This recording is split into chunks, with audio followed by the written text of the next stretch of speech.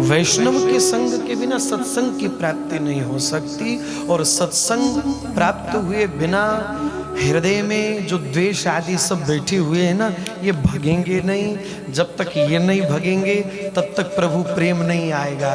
प्रभु प्रेम जब तक नहीं आएगा तब तक प्रभु कैसे आएंगे? तो संत संग, वैष्णव संग। रेमन, भगवत रसिक जी कह रहे हैं, रेमन रसिकन संग बिन रंचन उपजे प्रेम। जब तक जीवन में रसिकों का, वैष्णवों का, संतों का संग नहीं पाओगे तब तक प्रेम रंग कैसे चढ़ेगा? और जब तक प्रेम रंग चढ़ेगा नहीं तब तक उस प्राण प्रियतम प्राणेश प्राण परम प्रेमास्पद गोविंद की प्राप्ति होगी कैसे? इसलिए भाई सबसे पहला सिद्धांत है इस मार्ग पर अग्रसर होने का, प्रथम भगति संतन करी संग। स्वामी श्री हरिदास जी महाराज कह रहे हैं, हित तो कीजे कमल नयन सो। हित माने प्रेम, प्रेम किनसे?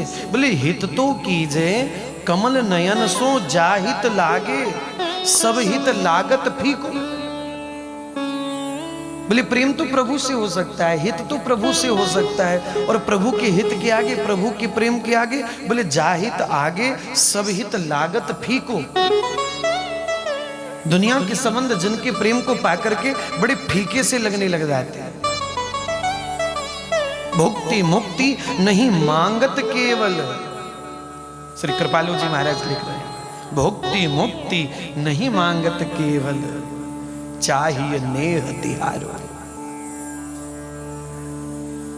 जहां हित आगे सब हित लागत फीको। और अगली पंक्ति में श्री स्वामी जी महाराज कह रहे, कै हित कीजे साधु संग सो। प्रेम या तो प्रभु से किया जा सकता है या प्रभु के किसी प्यारे से किया जा सकता है। कै हित कीजे साधु संग सो। हमारे प्रेम करने के योग्य या तो प्रभु है या प्रभु का कोई प्यारा है। इसलिए भगवत रसिक जी कह रहे, रेमन रसिकन संग बिन रंचन उपजय प्रेम। इसलिए भागवत जी कह रही हैं, श्रवणम कीर्तनम ये बहुत सुंदर है, ये जीवन में प्राप्त करना है, लेकिन मिलेगा कहां से? बोले प्रथम भगति संतन करी संगा। संत के संग से ही श्रवण मिलेगा। संत ही हमको सत्संग देकर के बताता है क्या गाना है, क्या सुनना है। हर कुछ गा देना भक्ति नहीं, हर कुछ सुन लेना भक्ति नहीं। केवल भगवत यश गाना ही भक्ति है, भगवत यश सुनना ही भक्ति है। संत बताएगा सत्संग में बैठ करके। इसलिए अपने लोगों के जीवन की सबसे बड़ी उपलब्धि सत्संग की प्राप्ति। जीवन में सत्संग प्राप्त हो जाना। सत्संग तुम्हें कहां से कहां पहुंचा देता है। राम जी ने पूछा भविष्ण से, क्या सोच के आए हो मेरे पास? भविष्ण जी ने दैन्यता से उत्तर दिया, सोच के नहीं, सुन के आया हूं। सोच समझ करके आना होता तो आने में इतनी देर ना लगाता, बहुत पहले आ चुका होता। मैं सोच करके नहीं, मैं सुन करके आया हूं। आपके किसी वैष्णव का संग मिल गया था, किसी भक्त का संग मिल गया था, और भक्त के संग ने भविष्ण जी को कहां से कहां पहुंचा दिया। ये भक्त के संग का प्रभाव है। तुमरो मंत्र व भीषण माना, लंकेश्वर भय सब जग जाना। तुम्हारे भजन राम जी को पावे, जन्म जन्म के दुख बिसरावे। प्रभु को वश में करने का, प्रभु को अधीन करने का। आजकल वो जगह जगह बंटते हैं ना। हम लोग ट्रेन में भी कभी सफर करते तो वो लगे रहते हैं कागज से, बाबा बंगाली, बाबा बंगाली। अभी कल परसों की बात है, हमारे दरवाजे पे कोई फेंक गया बाबा बंगाली। एक ने फोन किया, वो लिखा था पत्नी को वश करना सीखे, पत्नी को वश करना सीखे। उसने कहीं पढ़ लिया उसने, तो उसने फोन मिला दिया। किसी देवी जी ने फोन उठाया, कहिए। बोले हमको बाबा जी से मिलना है, पत्नी वश करनी है। तो बाबा जी से बात करा दो। देवी जी बोली अभी वो बर्तन धो रहे हैं, बाद में करना। उसने दोबारा फोन नहीं किया, बोले अभी तो वो बर्तन धो। तो जैसे वो लिखा रहता ना, वश में करेंगे, वो हो ना हो मालूम नहीं, लेकिन सच्ची ईमानदारी से कह रहे हैं, वैष्णव संग से भजन करोगे तो भगवान वश में हो जाएगा।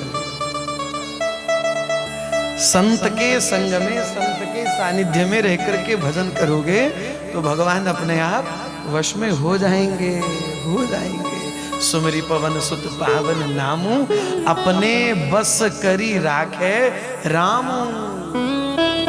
तब राम जी भी रामू हो जाते हैं। तुलसी बाबा ने कहा क्या? बोले अपने बस करी राखे रामू।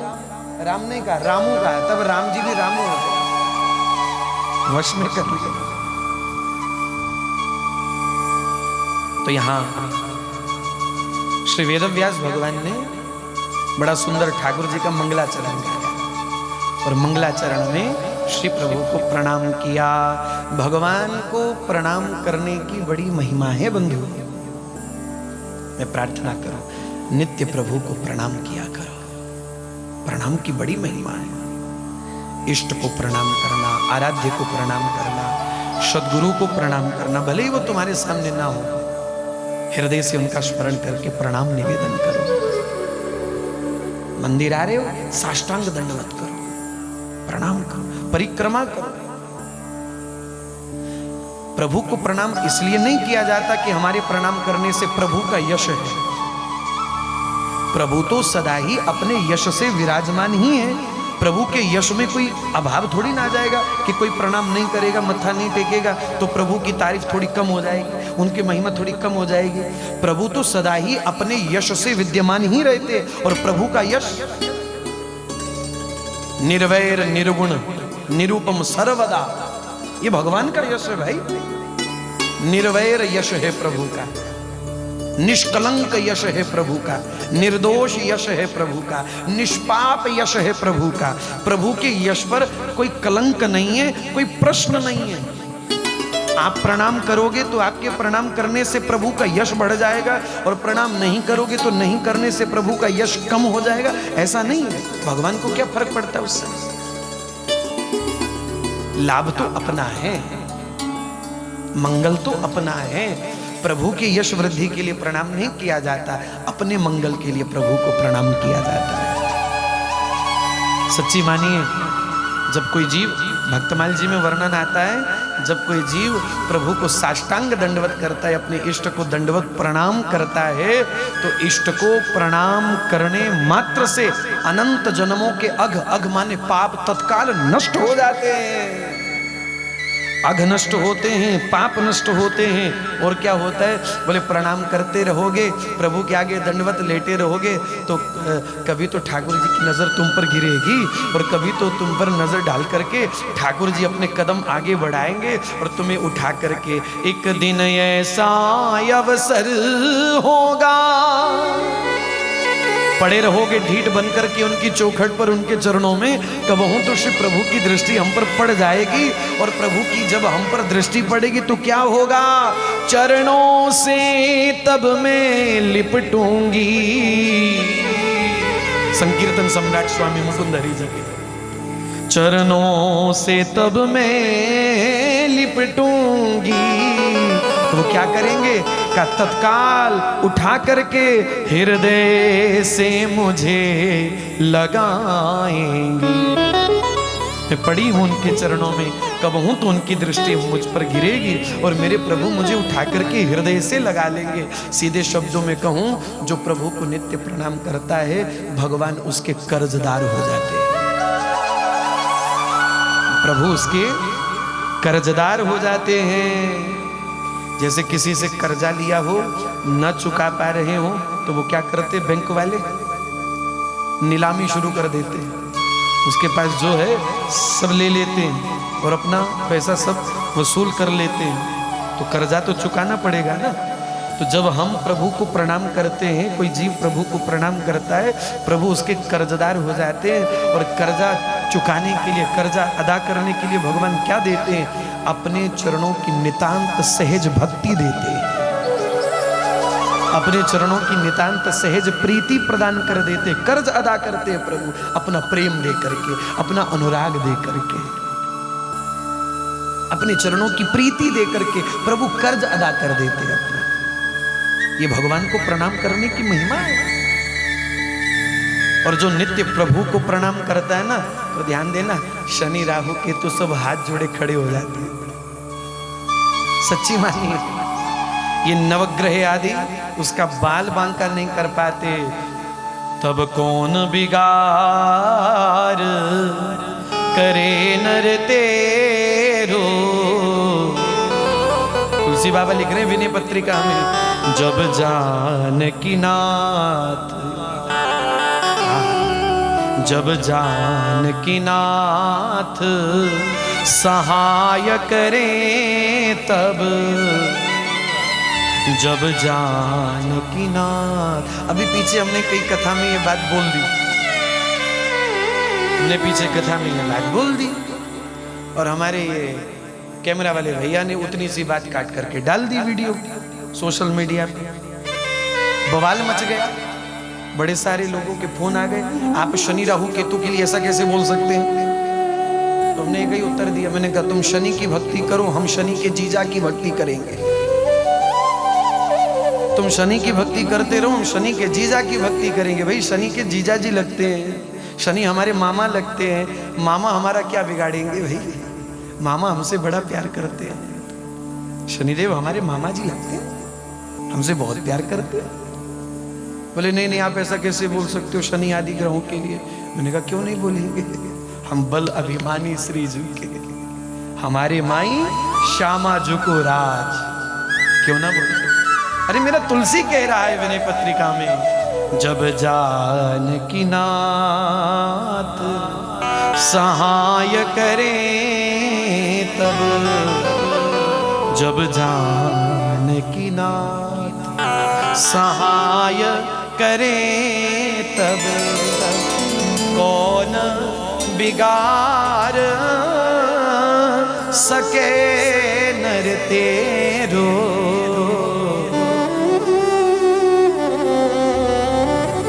तसल्ली दिल में रहती है, युगल सरकार सर पर है, औरों की नाव पानी में, मेरी तो रेती पे चलती है।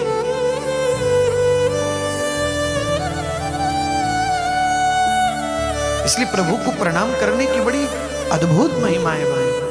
प्रभु को प्रणाम, प्रभु का प्रसाद, प्रभु का चरणामृत, इनकी बड़ी महिमा है। बीच बीच में चर्चा करेंगे।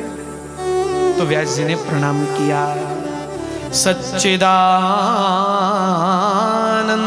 रूपाय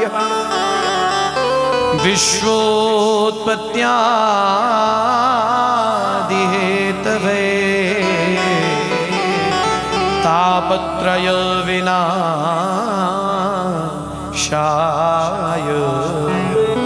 श्री कृष्णाय वयं नुमः।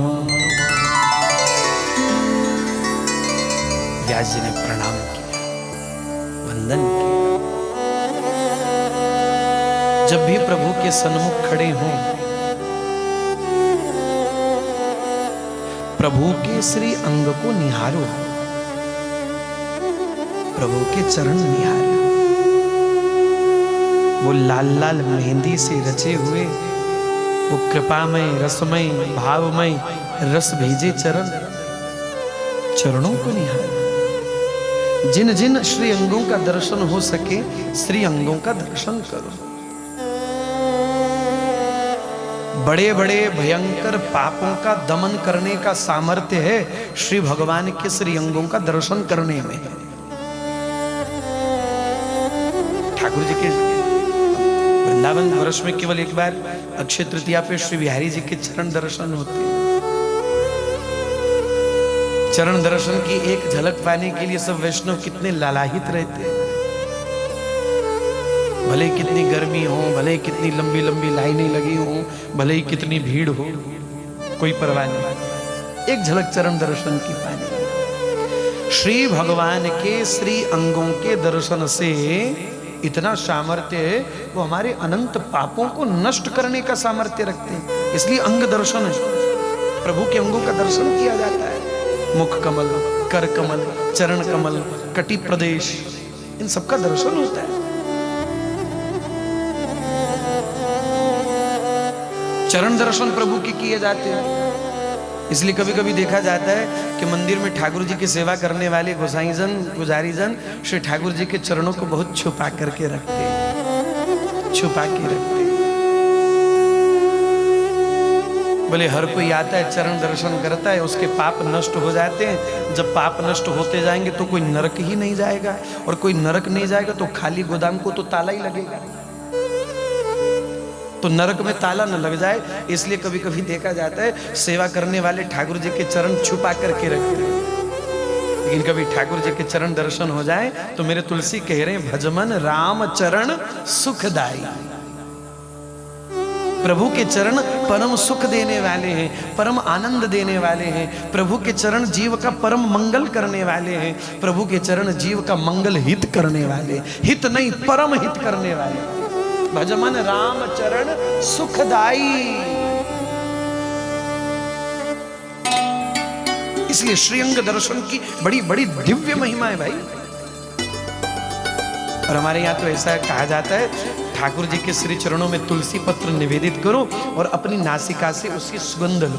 पहले चरणों में तुलसी दल निवेदित करो और फिर नासिका से उसकी सुगंध लो। क्या होता है, भीतर जो बैठे हुए हैं ना, अभिमान द्वेष आदि, ये सब भागते हैं बाहर, सब बाहर भागते हैं। श्री ठाकुर जी के श्री चरणों पर तुलसी पत्र धर के श्री ठाकुर जी के चरणों की सुगंध, वो चरणों की सुगंध भीतर जाएगी तो भीतर जो बैठे हैं ना अवगुण आदि, वो सब भीतर खाली छोड़ के भागेंगे, सब भागते हैं। मंदिर में ऐसा करना संभव ना हो सके तो घर में ठाकुर जी की सेवा विराजमान है, चित्रपट है, नाम सेवा है, धातु विग्रह है, जिस भी रूप में ठाकुर जी की सेवा है, नित्य ठाकुर जी के चरणों में तुलसी पत्र धरिए और धरने के बाद अपनी नासिका से उसकी सुगंध लीजिए। ऐसा भक्तमाल जी भी आज्ञा करती है। सेवा के नियम में एक सेवा नियम ये भी है, भक्तमाल जी ने जिन सेवा के नियमों का वर्णन किया है, उन सेवा के नियम में एक नियम ये भी है। हमारे यहाँ वैष्णव जन ठाकुर जी का श्रृंगार आदि करने के बाद ठाकुर जी को इत्र पर धराते हैं, रुई में इत्र लगा करके ठाकुर जी के चरणों में धराते हैं। ठाकुर जी उसको स्वीकार कर लेते, फिर वही इत्र प्रसादी सूंघ करके और फिर यहाँ कान में लगा देते। ठाकुर जी के चरणों में तुलसी पत्र निवेदित करते हैं और निवेदित करने के बाद वहीं सुगंध सर झुका करके, उठा करके नहीं, चरणों में तुलसी पत्र धरा है और वहीं से ऐसे करके सुगंध ली जाती है उसकी। सेवा के नियम में ये भी सेवा है ठाकुर जी की, ये बड़ी अद्भुत सेवा है। तो श्री व्यास भगवान ने हमको सुंदर दर्शन करवाया, कहा आओ आओ, जो दर्शन मैं कर रहा हूं तुम भी करो। व्यास जी ने हम सबको दर्शन करवा दिया। कैसे हैं हमारे प्रभु? व्यास जी कहते हैं वो नित्य सत्य है, वो परम चैतन्य है, वो नित्य आनंद है। सच्चिदानंद रूपाय, वो सच्चिदानंद स्वरूप है, वो सत्य है, चैतन्य है, आनंद है। संसार सत्य नहीं है। माँ के गर्भ में आने से पहले इस शरीर की कोई कल्पना नहीं थी, इस शरीर का कोई अस्तित्व नहीं था। प्राण निकल जाने के बाद इस शरीर का कोई अस्तित्व रहेगा नहीं। बीच में थोड़ी देर के लिए दिखाई दे रहा है, मिट्टी का खिलौना है, नाच रहा है, माटी का पुतला है, नाच रहा है। बनने से पहले अस्तित्व नहीं था और जिस दिन बिगड़ जाएगा तो मिट्टी में मिलके मिट्टी हो जाएगा, कोई अस्तित्व रहेगा नहीं। लेकिन जो सदा था, जो सदा है, जो सदा रहेगा, वो एकमात्र प्रभु है, क्योंकि वो परम सत्य सत्ता है, परम सत्य है। राम सत्य है, कृष्ण सत्य है। प्रभु के सत्य रूप को प्रणाम किया। भगवान चैतन्य है, चराचर जीव जगत के भीतर वही तो बैठे हुए हैं। संसार में जो भी क्रियायमान दिखाई दे रहा है ये सब प्रभु ही उसके भीतर चेतना रूप से विराजे हुए। प्रभु अभी निकल जाए तो खेल खत्म हो जाए। बोले आदमी मर गया, इसके प्राण निकल गए। क्यों जी, क्या हो गया? वही कदकाठी है, वही हाव भाव है, वही शरीर है, वही लंबाई चौड़ाई है, ये तो वही आदमी है। लोग कहते मर गया, बोले हाँ मर गया, इसके प्राण निकल गए। प्राण रूप से वही चैतन्य प्रभु सब जीवों के भीतर बैठे हुए हैं। जब तक प्रभु भीतर है तब तक जीव चलता फिरता हुआ ये माटी का खिलौना खेल दिखा रहा है, और जब भीतर से प्रभु निकल गए तो माटी का खिलौना टूट के बिखर जा रहा है। तो प्रभु चैतन्य है, प्रत्येक जीव के भीतर वही बैठे। भगवान के बिना यहाँ कुछ नहीं, प्रभु के अलावा यहाँ कुछ नहीं, बस प्रभु की ही सत्ता है एकमात्र। भगवान का तीसरा स्वरूप है आनंद। ये आनंद स्वरूप क्यों प्रकट हुआ? वो सत्य है तो है, वो चैतन्य है तो है,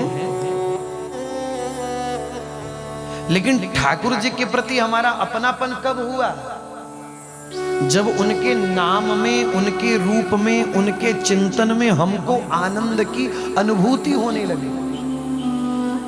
अगर नाम में आनंद ना मिले, रूप दर्शन में आनंद ना मिले, सेवा में आनंद ना मिलता, दर्शन में आनंद ना मिलता, तो क्यों उनको कोई अपना मानता? आनंद हो रहा है जब ही तो उनके प्रति तुम्हारा चित्त आसक्त है। अगर आनंद न मिलता तो क्यों जाता? आदमी की खोज आनंद की है। आप जो कार्य करते हो अपने आनंद के लिए करते हो। घर गृहस्थी बनाते हो तो आनंद के लिए बनाते हो, दुकान व्यापार बनाते हो तो अपने आनंद के लिए, अपने सुख के लिए बनाते हो। जिसमें हमारा आनंद नहीं है, जिसमें हमारा सुख नहीं है, आदमी वो काम कभी करता नहीं है। तुम किसी से संबंध जोड़ते हो तो अपने सुख के लिए जोड़ते हो, तुम किसी को अपना मानते हो तो अपने आनंद के लिए मानते हो। अगर सामने वाले से सुख ना मिलता हो, आनंद ना मिलता हो, तो वो हमारा कुछ नहीं लगता। हमारा तो स्वभाव ऐसा ही है ना, जीव का स्वभाव तो यही है ना। आज पूरी कचौरी खाने का मन है जी, काहे के लिए? अपने आनंद के लिए। बोले आज घर में रोटी नहीं बनाएंगे, आज संता बनता ढाबे पे चलेंगे, काहे के लिए? अपने सुख के लिए, अपने आनंद के लिए। यही एडवर्टाइजमेंट किसी नेता विनेता से करवाते तो लेता खूब।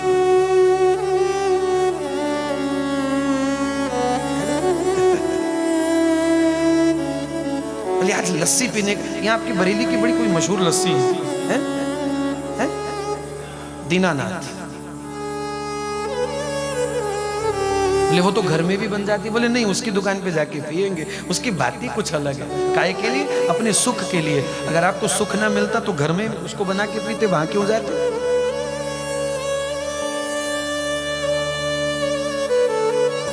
रसोई की भंडारी ने हमारे लिए बहुत बढ़िया प्रसाद बनाया, पर हमारा मन हुआ भाई हम आज तो हमको संता बनता पे जाने का, और हमने तो पाया भी। जब विनोद जी पधारे थे तो हम तो साथ में बैठे, हमने तो भोजन पाया। और क्या अद्भुत उसमें स्वाद, पर क्योंकि प्रसाद की भावना से पवाया तो उसमें स्वाद का होना तो स्वाभाविक है। प्रसाद तो अपने आप में स्वाद ही होता है, मधुर ही होता है। उसमें मधुरता की बुद्धि बनानी नहीं पड़ती, वो सहज मधुर होता है, वो सहज स्वाद होता है। तो भाई आदमी जो कार्य करता है अपने सुख के लिए करता है। किसी आदमी से अपना संबंध बनाता है तो अपने सुख के लिए बनाता है, कोई कार्य करता है तो अपने आनंद के लिए करता है। लेकिन कभी कभी हमारा दुनिया के प्रति जो निर्णय होता है अपने सुख के लिए, कभी कभी वो निर्णय गलत भी हो जाता है। कभी कभी उस निर्णय को करने पर जो हमको ऐसा था कि भाई हमको भविष्य में सुख मिलेगा, आनंद मिलेगा, अनुकूलता मिलेगी, समय आने पर उसका प्रतिकूल प्रभाव देखने को मिलता है। हर लाभ शुभ नहीं होता है, तो ध्यान देना, मिलने वाला हर लाभ शुभ नहीं होता है, पर प्रत्येक शुभ लाभ होता है। हर लाभ शुभ नहीं होता है। अब तो लाभ दिखाई दे रहा है, लेकिन उसका दूरदर्शी परिणाम क्या होगा ये तो बाद में पता चलेगा। हर लाभ शुभ नहीं होता है, लेकिन हाँ हर शुभ लाभ जरूर देता है। शुभ आचरण, शुभ व्यवहार, शुभ संगति, ये सब हमको लाभ ही तो देती है ना। शुभ बुद्धि हमको लाभ ही तो देती है। शुभ वाणी, मधुरता हमको लाभ ही तो देती है। तो भाई जीव का स्वभाव है, जीव जो कार्य करता है अपने सुख के लिए करता है, जिससे संबंध बनाता है अपने आनंद के लिए बनाता है। यही स्वभाव जीव का भगवान के लिए भी लागू होता है। जीव भगवान को अपना क्यों माने? क्या पड़ी है प्रभु को अपना मानने में? वो सत्य है तो होंगे, क्या लेना देना हमको? हम तो नहीं है सत्य। आया है सो जाएगा, आए थे थोड़ी देर रहे चले जाएंगे। प्रभु सत्य है तो होंगे, वो चैतन्य है तो होंगे, हमको इस बात से क्या लेना देना। पर संबंध प्रभु से इसलिए बना क्योंकि हमारे प्रभु आनंद है। संबंध क्यों बना? प्रभु आनंद है। जो आनंद सिंधु सुख राशि, जो आनंद सिंधु सुख राशि, जो आनंद सिंधु सुख राशि, जो आनंद सिंधु सुख राशि, सी करते त्रैलोक सुपासी, सी करते त्रैलोक सुपासी।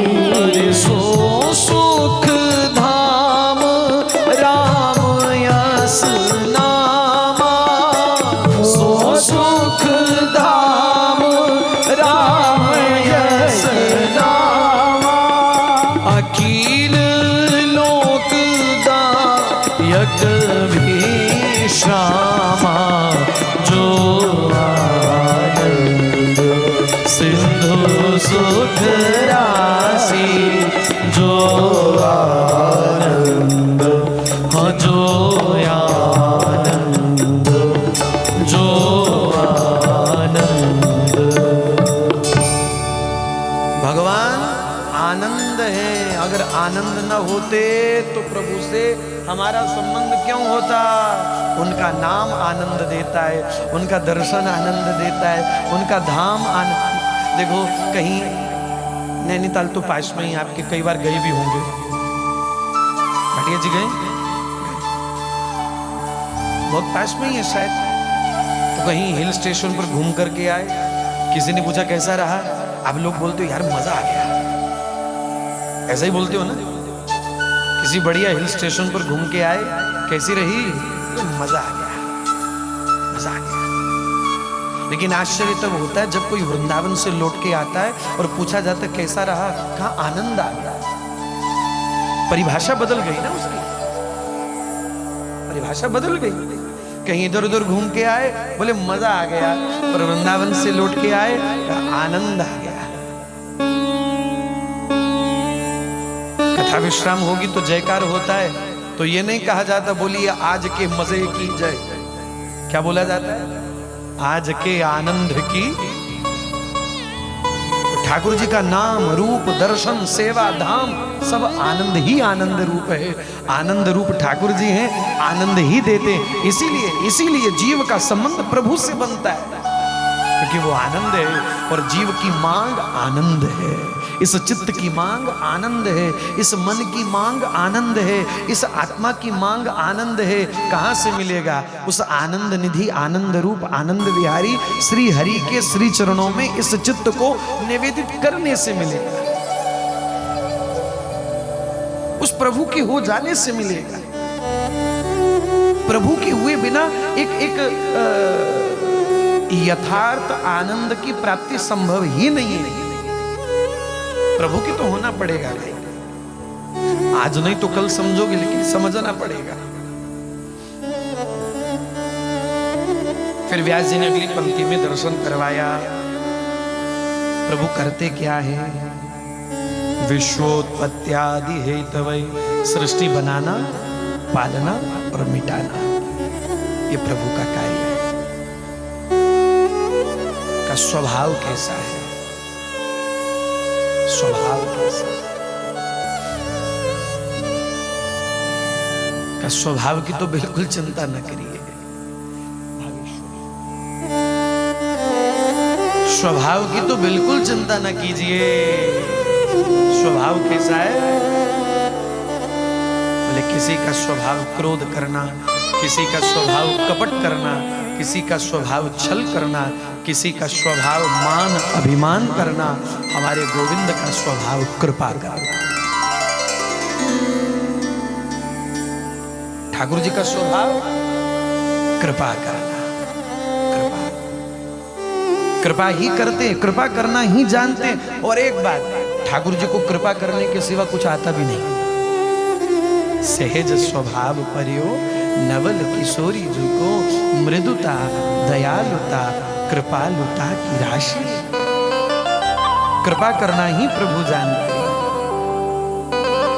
कृपा की न होती,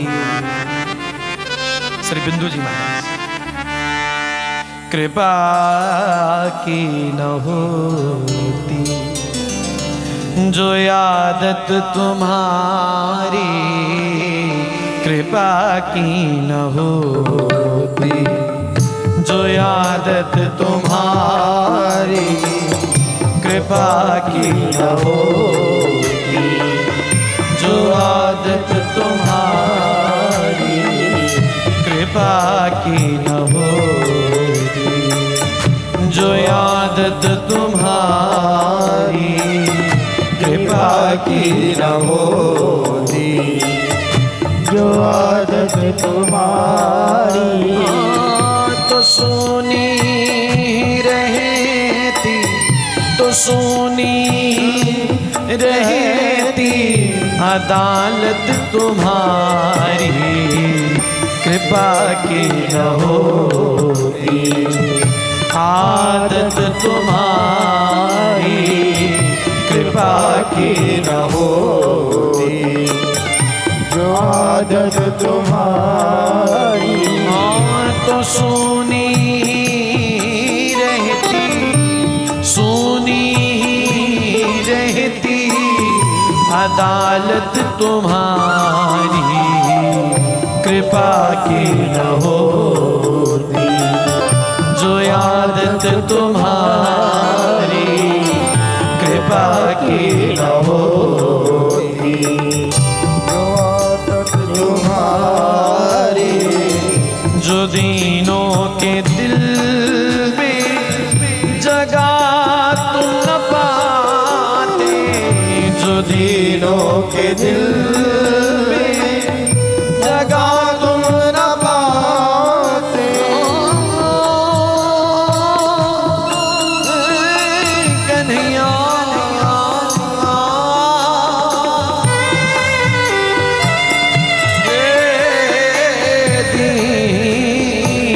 बंधु। जो दीनों के दिल में जगह तुम न पाते, जो दीनों के दिल में जगह तुम न पाते, तो किस दिल में होती, तो किस दिल में होती इबादत तुम्हारी, कृपा की न होती जो आदत तुम्हारी, कृपा की न होती जो आदत तुम्हारी, कृपा की न होती जो आदत तुम्हारी, कृपा की न होती जो आदत तुम्हारी।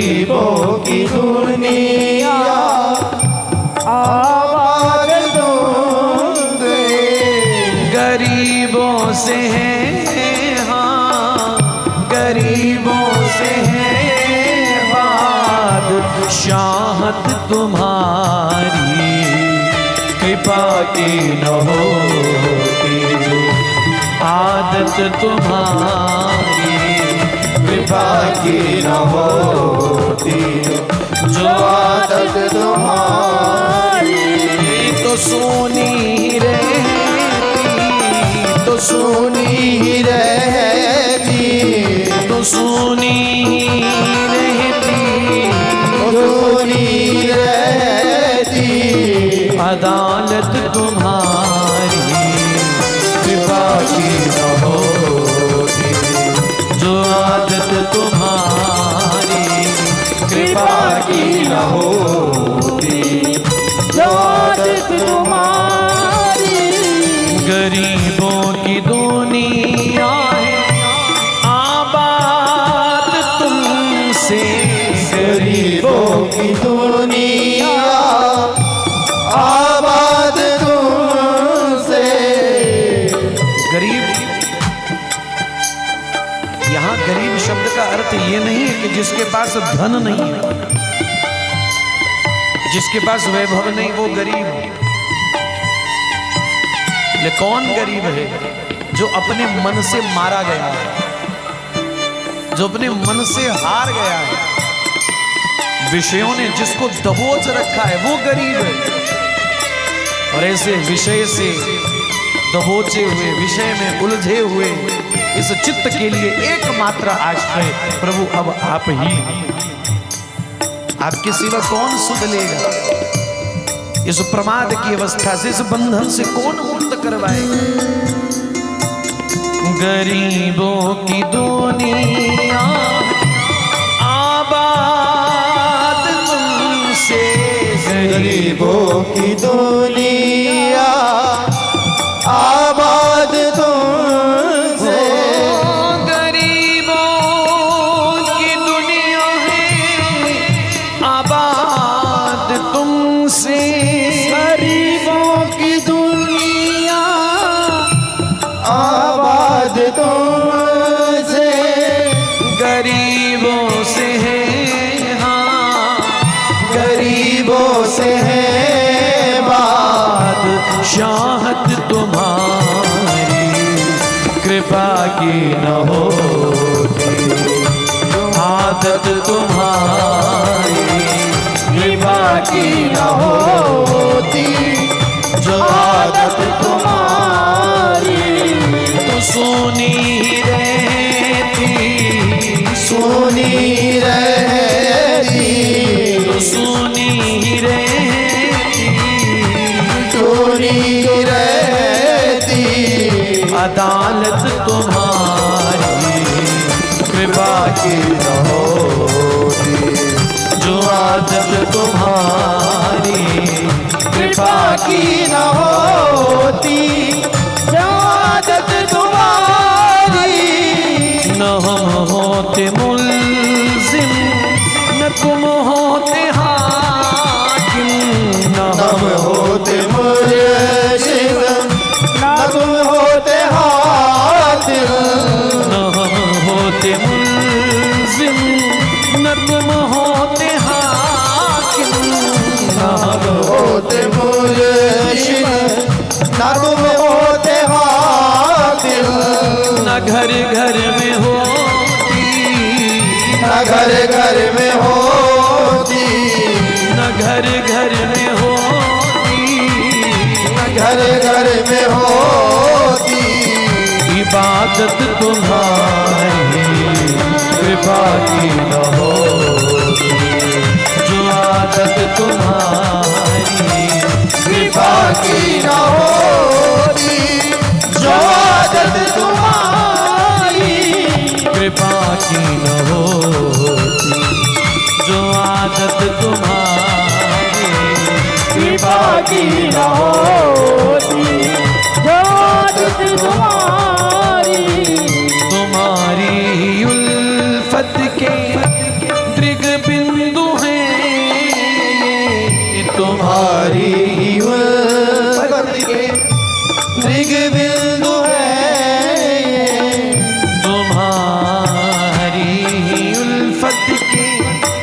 दृग बिंदु है ये तुम्हारी उल्फत के दृग बिंदु है ये।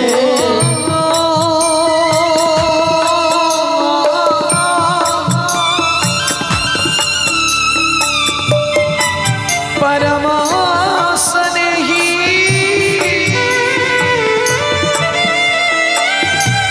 परमासन ही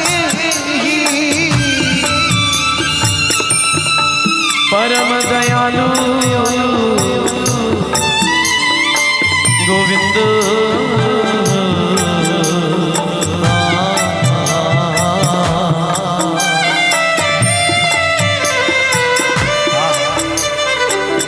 तुम्हारी ही उल्फत के दृग बिंदु है कि तुम्हारी तुम्हारी उल्फत के दृग बिंदु है ये।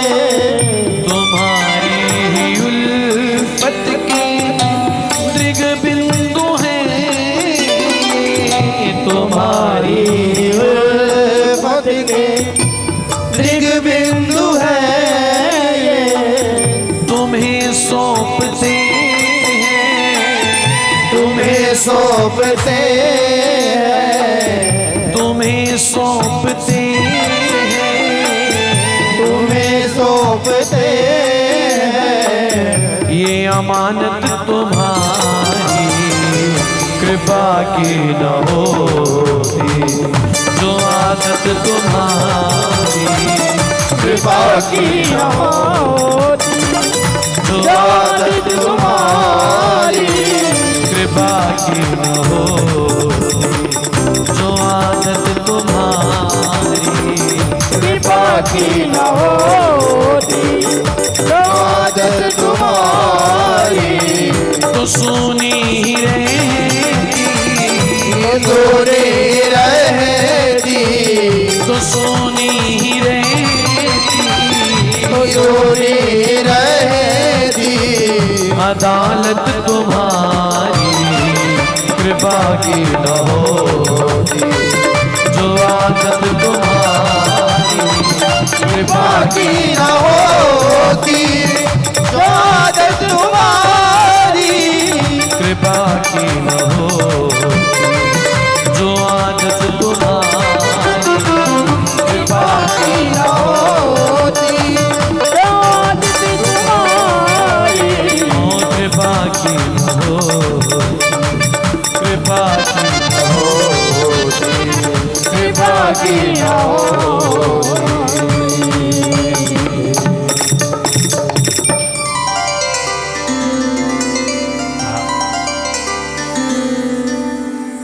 नदीनों के दिल में इसी कृपा करने के स्वभाव से अगर ये स्वभाव ही ना होता तो अगर ये कृपा करने वाला स्वभाव ही ना होता तो क्या होता। नदीनों के दिल में जगह तुम पाते कौन मानता कौन स्वीकार करता कौन प्रेम करता कौन इनसे अपना संबंध बनाता। नदीनों के दिल में जगह तुम न पाते न हर दिल में होती इबादत तुम्हारी। और यदि इबादत हो रही है ये सब बावरी पागल ये बैठे हुए हैं कारण केवल एक है कारण केवल एक है। ठीक है आपके हृदय में प्रेम है वो बात की बात है और अगर इनकी कृपा करने का स्वभाव ही ना होता तो प्रेम भी क्यों होता। प्रेम है बैठे हो लेकिन प्रेम है क्यों। कृपा की न होती जो आदत तुम्हारी तो सुनी ही रहती ये अदालत तुम्हारी। कृपा की न हो।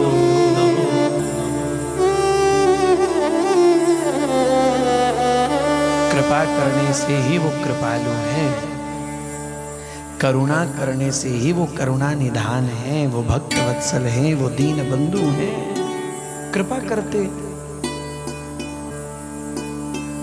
कपड़े का व्यापार करने से ही आप कपड़े के व्यापारी हैं, दवाई का व्यापार करने से ही आप दवा के व्यापारी हैं,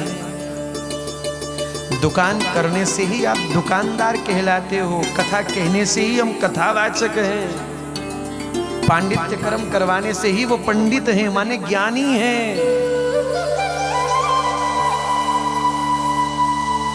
वाद्य यंत्र बजाने से ही वो गंधर्व हैं। उसी प्रकार कृपा करने से ही वो कृपालु है, दया करने से ही वो दयालु है। दया न करनी आती हो तो दयालु कौन बोलता है? तबला न बजाना आता हो, बांसुरी न बजाने आती हो, ढोलक न बजाने आती हो तो कौन इनको बिठाता? ये गंधर्व कहलाए। क्यों कहलाए? क्योंकि वाद्य यंत्र है, जानते हैं उसको कैसे बजाना है। कभी कभी तो ऐसा बजाते हृदय से वाह कहने का मन,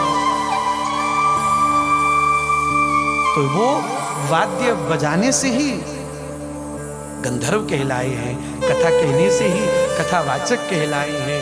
इसी प्रकार कृपा करने से ही प्रभु कृपालु कहलाए हैं, प्रभु दयालु कहलाए हैं। वो करुणा निधान कृपा करने से।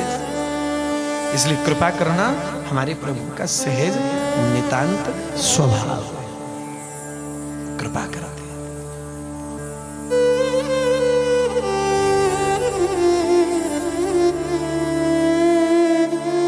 वो जानते हैं तुम्हारे भाव का मान कैसे रखना है, वो जानते हैं तुम्हें द्वंद्व से मुक्त कैसे करना है, वो जानते हैं। उनसे कहो मत मैं प्रार्थना करूं, प्रभु के समक्ष जाकर के न कहो कि प्रभु मैं ऐसा हूं, मैं प्रभु मैं जैसा हूं आपका हूं, आप संभाल लो।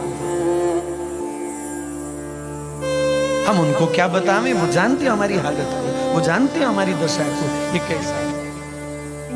कहने की जुबान से जरूरत नहीं है, जानते हैं घट घट मेरा साइया खाली घटना कोए, भीतर बैठा हुआ ठाकुर हमारे भीतर की हर पात्रता अपात्रता योग्यता अयोग्यता सब जानते हैं। प्रभु से क्या छुपा है भाई? प्रभु को सब मालूम है, हमारी योग्यता भी मालूम है, हमारी अयोग्यता भी मालूम है, हमारी पात्रता भी वो जानते हैं, हमारी अपात्रता भी वो जानते हैं, हम कितने पानी में हैं सब प्रभु जानते हैं, ये जीव कितना सहन कर सकता है प्रभु जानते हैं।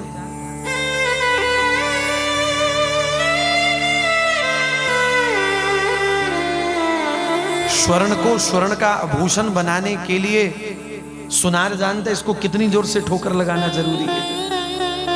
स्वर्ण को नहीं बताना पड़ता है कि ज्यादा जोर से मत मारना नहीं तो बिगड़ जाऊंगा।